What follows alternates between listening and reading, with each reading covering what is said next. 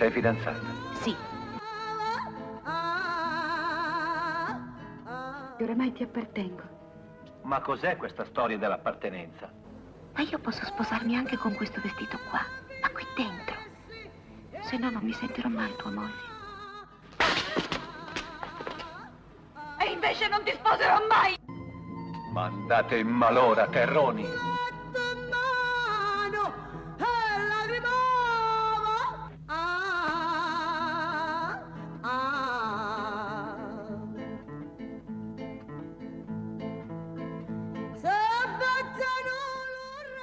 Carmela, a te non ti vuole vedere più, mai più.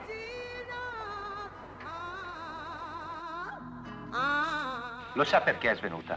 Per l'aria che respiriamo qui dentro. Si vede che non beve regolarmente il latte. Ci provi lei a lavorare 8 ore là dentro, anche con il latte.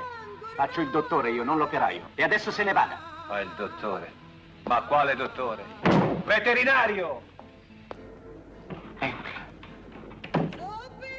Marini. Così, Carmela, spera che guarisce presto.